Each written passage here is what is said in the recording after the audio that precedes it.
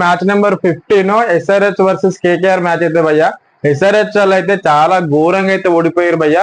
SRH ఓడిపోయిన తర్వాత చాలా మంది ట్రోల్ చేస్తున్నారు ఎస్ఆర్హెచ్ ని. మొన్న ఆర్సీబీ ఓడిపోయినప్పుడు ఆర్సీబీ ట్రోల్ చేసారు, అండ్ నేను ఎస్ఆర్హెచ్ ఓడిపోయినప్పుడు ఎస్ఆర్హెచ్ కూడా చాలా ట్రోల్ చేసారు. ఒకసారి దాని గురించి అండ్ మ్యాచ్ గురించి కూడా రివ్యూ ఈ వీడియోలో మాట్లాడదాం. అండ్ దాని తర్వాత match number 16 MI versus LSG match preview అయితే మనం ఈ వీడియోలో మాట్లాడదాం భయ్యా. అండ్ ఏ టీమ్ కి విన్నింగ్ ఛాన్స్ ఎక్కువ ఉందో దాని గురించి మాట్లాడదాం. And last 4 matches first 6 matches మనం ఏదైతే విన్నింగ్ ఛాన్స్ ఎక్కువ ఉందని చెప్పినామో ఆ టీమే గెలిచింది. కాబట్టి నిజంగా ఖచ్చితంగా మీరైతే వీడియోని స్కిప్ చేయకుండా చూడండి, మీకు కూడా అర్థమవుతుంది. అండ్ లాస్ట్ లో ఏ టీమ్ కి విన్నింగ్ ఛాన్స్ ఉందో దాని గురించి అయితే మాట్లాడదాం. ఫస్ట్ అయితే నిన్న జరిగిన match SRH versus KKR review మాట్లాడిన తర్వాత నెక్స్ట్ మ్యాచ్ గురించి మాట్లాడదాం భయ్యా. మరి ఇంకెందుకు ఆలస్యం, లెట్స్ గో.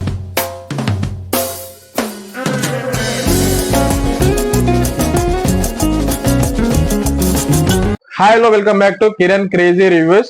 ఫస్ట్ అయితే భయ్యా వీడియో స్టార్ట్ చేసే దానికంటే ముందైతే మన జీవితంలో మనల్ని అందరూ ఎట్లా లైక్ చేయరు కదా, కనీసం మీరు ఇక్కడైనా ఈ వీడియోని లైక్ చేయండి.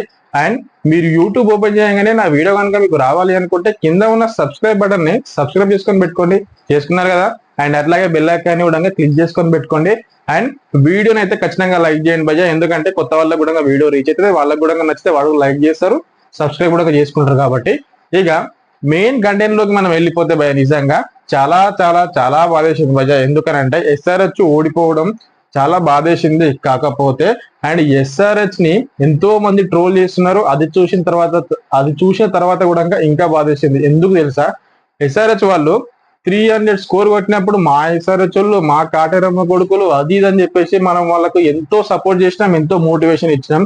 అలాంటిది మన ఎస్ఆర్హెచ్ లైన్ గా కంటిన్యూగా 3 మ్యాచెస్ ఓడిపోతే ఇలాంటి సిచ్యువేషన్ లో మనం ఎంతో వాళ్ళకు సపోర్ట్ గా ఉండాలి.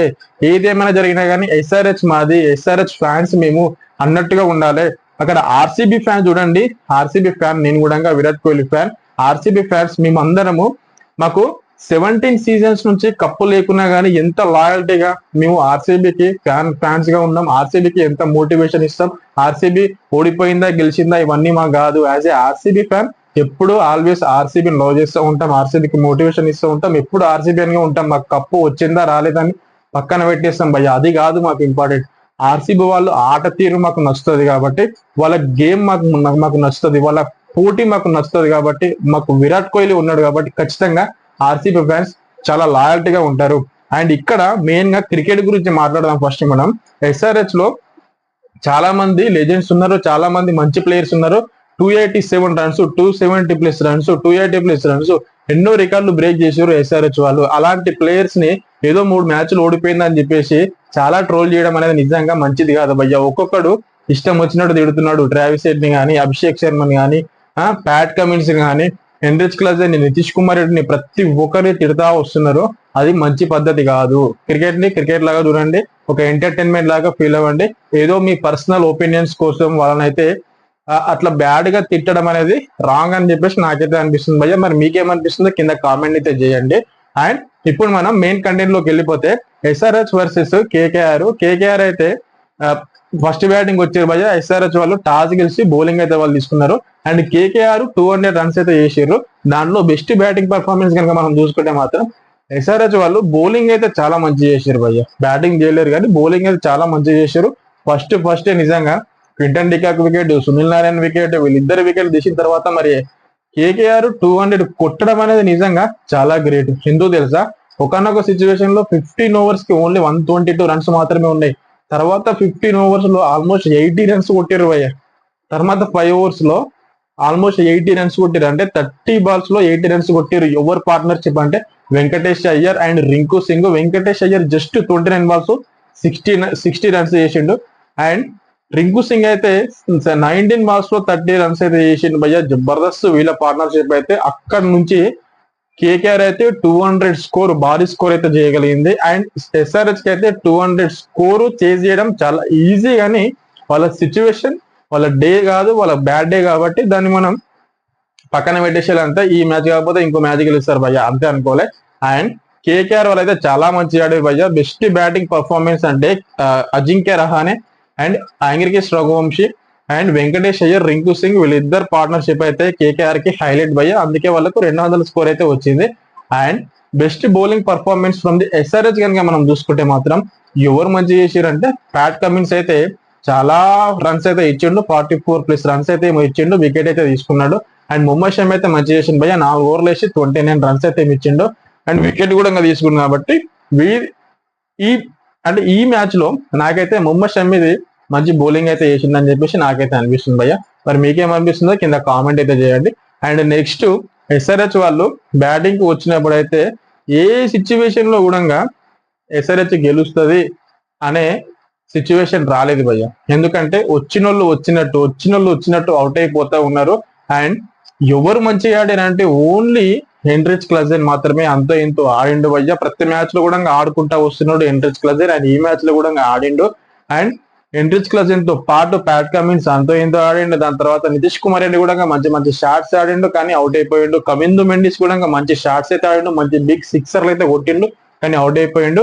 ఎవ్వరు కానీ ఒక మంచి పార్ట్నర్షిప్ అయితే తీసుకురాలేరు ఎస్ఆర్హెచ్ కి. ఒక పార్ట్నర్షిప్ వచ్చినా కానీ మ్యాచ్ అయితే దగ్గర వరకు వస్తుండే, లాస్ట్ ఓవర్ వరకు వచ్చిందంటే మ్యాచ్ ఎవరు గెలుస్తారు కూడా చెప్పలేము, అలాంటి సిచ్యువేషన్ వస్తుండే. కానీ లాస్ట్ ఓవర్ వరకు తేకుండా అందరు అవుట్ అయిపోవడం అనేది నిజంగా ఎస్ఆర్హెచ్ కి అయితే డిసడ్వాంటేజ్ భయ్య. అండ్ ఓవరాల్ గా చూసుకుంటే మాత్రం కేకేఆర్ అయితే మ్యాచ్ ఉన్నాయండి. కేకేఆర్ నుంచి బౌలింగ్ పర్ఫార్మెన్స్ మాత్రం జబర్దస్త్ చేసారు భయ్య. వేసిన 5 మంది కూడా వికెట్లు తీసుకురు. దాంట్లో హర్షిత్ రాణా అబ్బా ఏం బౌలింగ్ భయ్య. వైభవ్ అరోరా 3 వికెట్స్ తీసిండు. Vaibhav Arora Travis Head wicket అయితే ఫస్ట్ ఓవర్ లోనే తీసిండు, అక్కడనే వాళ్ళకు ప్లస్ పాయింట్ అయిపోయింది. అండ్ వరుణ్ చక్రవర్తి కూడా 3 వికెట్స్ తీసిండు. అంటే రసూల్ 2 వికెట్స్ తీసిండు. సునీల్ నారాయణ 1 వికెట్ తీసిండు. వేసిన ప్రతి బౌలర్ కూడా వికెట్ అయితే తీసుకున్నారు. అండ్ కేకేఆర్ అయితే ఓవరాల్ గా టీం మొత్తం మంచిగా ఆడారు కాబట్టి వాళ్ళైతే ఇలాంటి విజయం అయితే సాధించారు భయ్య. ఆల్మోస్ట్ 80 రన్స్ తోనైతే గెలిచారు. అండ్ ఎస్ఆర్హెచ్ కి నెక్స్ట్ మ్యాచెస్ కూడా చాలా ఉన్నాయి. నెక్స్ట్ 2 హోమ్ మ్యాచ్లు ఉన్నాయి కాబట్టి ఖచ్చితంగా అక్కడ గెలవాలి. గెలిస్తే వాళ్ళకి అడ్వాంటేజ్ ఉంటుంది, లేకపోతే చాలా కష్టం అయిపోతుంది ముందు. ఎందుకంటే 80 రన్స్ తోని ఓడిపోవడం అనేది అక్కడ స్కోరింగ్ రేట్ కూడా చాలా తగ్గిపోతుంది కాబట్టి చాలా కష్టం అయిపోతుంది. సింపుల్ చిన్న పాయింట్స్ కూడా తీసుకుంటారు. దాని తర్వాత మనం ప్లే ఆఫ్ క్వాలిఫై కావాలి అనుకుంటే. కాబట్టి నెక్స్ట్ మ్యాచెస్ నుంచి ఎస్ఆర్హెచ్ గెలవాలి అని చెప్పేసి నేనైతే అనుకుంటున్నా. మరి మీరేమనుకుంటున్నారో కింద కామెంట్ చేయండి. అండ్ ఇప్పుడు మనం మెయిన్ కంటెంట్ లోకి వచ్చేద్దాం భయ్య. Match number 16 MI versus LSG ఎవరు గెలుస్తారు అనుకుంటున్నారు ఒకసారి మీరైతే కామెంట్ చేయండి. నా ఒపీనియన్ నేను లాస్ట్ లో చెప్తా. ఫస్ట్ అయితే మనం పిచ్ రిపోర్ట్ గురించి మాట్లాడదాం, ప్లేయింగ్ 11 గురించి మాట్లాడదాం, ఎల్ఎస్జి ప్లేయింగ్ 11, ఎంఐ ప్లేయింగ్ 11, దాని తర్వాత ఎవరికి విన్నింగ్ ఛాన్స్ ఎక్కువ ఉందో దాని గురించి మాట్లాడదాం. ఫస్ట్ అయితే పిచ్ ఎక్కడ అంటే లక్నోలో లాస్ట్ మ్యాచ్ జరిగింది కదా, ఎల్ఎస్జి వర్సెస్ పంజాబ్. ఎల్ఎస్జి వాళ్ళు 170+ రన్స్ చేస్తే పంజాబ్ వాళ్ళు 16 ఓవర్స్ దాన్ని చేసి పడేసారు. అలాంటి పిచ్ అది. అంటే హై స్కోరింగ్ పిచ్ అయితే ఏం కాదు భయ్య. లక్నోలో బ్లాక్ సాయిల్ పిచ్ కాబట్టి ఖచ్చితంగా స్పిన్నర్లు కానీ ఫాస్ట్ బౌలర్లు కానీ మంచి ప్లేలోకి వస్తారు. స్పిన్నర్లకు కూడా మంచిగా ఉంటది కాబట్టి అక్కడైతే హై స్కోరింగ్ గేమ్ అయితే ఏం కాదు. ఎవరు టాస్ గెలిచినా కానీ ఖచ్చితంగా చేజింగ్ అయితే తీసుకుంటారు అని చెప్పేసి నాకైతే అనిపిస్తుంది. ఎందుకంటే లాస్ట్ మ్యాచ్ లో కూడా చేజింగ్ తీసుకున్నారు, వాళ్ళు 16 ఓవర్స్ లో కొట్టేసారు. అండ్ చేజింగ్ వాళ్ళకు కొంచెం మంచిగా ఉంటది. కాకపోతే డ్యూ ఫ్యాక్టర్ అయితే అంత ఏం ఉండదు. డ్యూ ఫ్యాక్టర్ వచ్చినా కానీ అక్కడ న్యూ బాల్ యూజ్ చేశారు కాబట్టి అంత ఫరక్ అయితే ఏం పడదని చెప్పేసి నాకైతే అనిపిస్తుంది. ఇదైతే పిచ్ రిపోర్ట్ భయ్య. అండ్ నెక్స్ట్ ఇప్పుడు ఎల్ఎస్జి ప్లేయింగ్ 11, ఎంఐ ప్లేయింగ్ 11 గురించి మాట్లాడదాం. ఫస్ట్ అయితే ఎల్ఎస్జి ప్లేయింగ్ 11 గురించి అయితే క్లారిటీగా మాట్లాడదాం. ఎల్ఎస్జిలో ఐడెన్ మార్గ్రామ్ ఉన్నాడు, మిచెల్ మార్ష్ ఉన్నాడు, నికోలస్ పూరన్ ఉన్నాడు, రిషబ్ పంత్ ఉన్నాడు, and David Miller, Abdul Samad, Ayush Badoni. ఇంతవరకైతే బ్యాటింగ్ లైనప్ అయితే ఉన్నది. అండ్ దాని తర్వాత షాదుల్ ఠాకూర్ ఉన్నాడు, దిగ్వేష్ రతి ఉన్నాడు, రవి బిష్ణోయ్ ఉన్నాడు, ఆవేష్ ఖాన్ ఉన్నాడు. అండ్ ఈ మ్యాచ్ లో మాత్రం ఆకాష్ దీప్ అయితే కంబ్యాక్ అయితే ఇస్తున్నాడు భయ్య. ఆకాష్ దీప్ అయితే ఇంజురీ నుంచి కోలుకున్నాడు కాబట్టి ఈ మ్యాచ్ లో అయితే కంబ్యాక్ అయితే ఇస్తున్నాడు. కాబట్టి ఎల్ఎస్జికి ఇంకొంచెం బౌలింగ్ అయితే యాడ్ అయింది. ఇదైతే ఎల్ఎస్జి ప్లేయింగ్ 11. అండ్ ఇప్పుడు ఎంఐ ప్లేయింగ్ 11 గురించి అయితే మాట్లాడదాం. ఎంఐ ప్లేయింగ్ 11 లో మాత్రం Rohit Sharma, Ryan Rickelton, Will Jacks, and Suryakumar Yadav, Tilak Varma, Hardik Pandya, Mitchell Santner, Deepak Chahar ఇంతవరకు ఉంది భయ్య బ్యాటింగ్ ఆర్డర్ అయితే. అండ్ నెక్స్ట్ ట్రెంట్ బోల్ట్, వీళ్ళ ఫాస్ట్ బౌలింగ్ అటాక్ చూడాలంటే ఎంత మంచిగా ఉంది. Trent Boult and Vignesh Puthur ఉన్నాడు. అండ్ లాస్ట్ మ్యాచ్ లో మంచిగా బౌలింగ్ చేసిన అశ్వని కుమార్ ఉన్నాడు. అండ్ ఇది స్పిన్నింగ్ పిచ్ కాబట్టి ఖచ్చితంగా ముజిబుల్ రెహమాన్ అయితే ప్లేయింగ్ 11 లో ఉంటాడని చెప్పేసి నాకైతే అనిపిస్తుంది. ఎవరి ప్లేస్ లో విల్ జాక్స్ ప్లేస్ లో ఉంటాడని చెప్పేసి నాకైతే అనిపిస్తుంది. విల్ జాక్స్ అయితే ఇంపాక్ట్ ప్లేయర్ లెక్క రావచ్చు అని చెప్పేసి నాకైతే అనిపిస్తుంది భయ్య. మరి మీకేమనిపిస్తుందో కింద కామెంట్ అయితే చేయండి.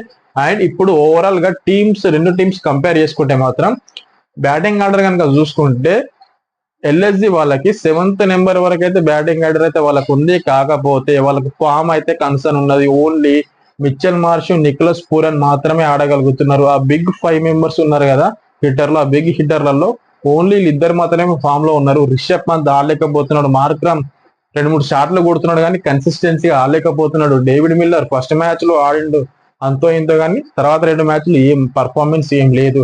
కాబట్టి వీళ్ళ బ్యాటింగ్ లైనప్ కనిపిస్తా ఉన్నా బ్యాటింగ్ లైనప్ కనిపిస్తుంది కానీ ఇద్దరు మాత్రమే ఫామ్ లో ఉన్నట్టయితే కనిపిస్తుంది భయ్య.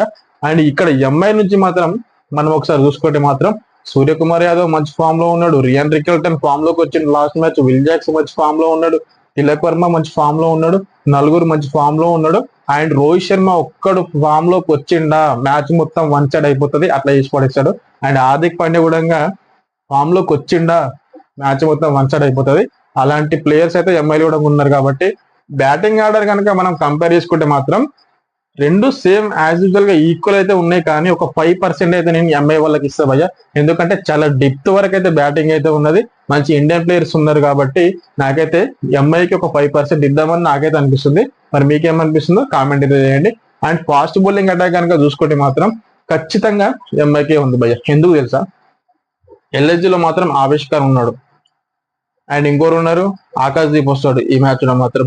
వీళ్ళ నుంచి ఫాస్ట్ బౌలింగ్ అటాక్ అయితే ఇది భయ్య. మరి ఎంఐ నుంచి కనుక చూసుకుంటే మాత్రం ట్రెంట్ బోల్ట్ ఉన్నాడు, దీపక్ చాహర్ ఉన్నాడు, అండ్ హార్దిక్ పాండ్యా వేయగలుగుతాడు, రన్స్ ఎక్కువ ఇయ్యాడు, అండ్ అశ్విన్ కుమార్ ఉన్నాడు. ఫాస్ట్ బౌలింగ్ అటాక్ కనుక చూసుకుంటే మాత్రం నాకైతే ఎంఐదే ఇంకో 5% ఎక్స్ట్రా అయ్యాలనిపిస్తుంది భయ్య. అండ్ ఇప్పుడు స్పిన్ బౌలింగ్ అటాక్ గురించి మాట్లాడదాం. స్పిన్ బౌలింగ్ అటాక్ లో కూడా ఎల్ఎస్జీలో ఎవరు ఉన్నారు? రవి బిష్ణు ఉన్నాడు, దిగ్వేష్ రతి ఉన్నాడు. మార్క్రమ్ వేయగలుగుతాడు, కాకపోతే అంత ఇంపాక్ట్ అయితే ఏమున్నది. వీళ్ళిద్దరైతే మంచి బౌలర్స్ ఎల్ఎస్జి నుంచి. అండ్ ఇక్కడ నుంచి కనుక మనం చూసుకుంటే ఎంఐ నుంచి మిచెల్ శాంట్నర్ ఉన్నాడు, ముజిబుల్ రహమాన్ వీళ్ళిద్దరు సరిపోతుంది కదా, ఎంత మంచి ప్లేయర్స్. అండ్ ఎంఐ నుంచి అండ్ విఘ్నేష్ పుత్తూర్ కూడా వేయగలుగుతాడు. కాకపోతే విఘ్నేష్ పుత్తూర్ ఈ మ్యాచ్ లో ఆడని చెప్పేసి నాకైతే అనిపిస్తుంది. మరి మీకు ఏమైనా కన్ఫర్మ్ గా తెలిస్తే కామెంట్ అయితే చేయండి. అండ్ స్పిన్నింగ్ అటాక్ చూసుకున్నా కానీ నాకైతే కొంచెం ఎంఐకి కొంచెం మంచిగా అనిపిస్తుంది కాబట్టి. అండ్ ఓవరాల్ గా ఇప్పుడు ఏ టీమ్ కి విన్నింగ్ ఛాన్స్ ఎక్కువ ఉంది అని అంటే మై పర్సెప్షన్ వచ్చేసి ఓన్లీ ఎంఐకి 60% ఉంది అండ్ ఎల్ఎస్జికి 40% ఉంది భయ్య. నాకైతే అనిపిస్తుంది భయ్య ఎంఐకి విన్నింగ్ ఛాన్స్ ఎక్కువ ఉందని చెప్పేసి. మరి మీకేమనిపిస్తుందో కింద కామెంట్ అయితే చేయండి. అండ్ ఈ మ్యాచ్ అయిపోయినాక ఈ match review and next match ప్రివ్యూలో మళ్ళీ మనం కలుద్దాం. అప్పటి వరకు అయితే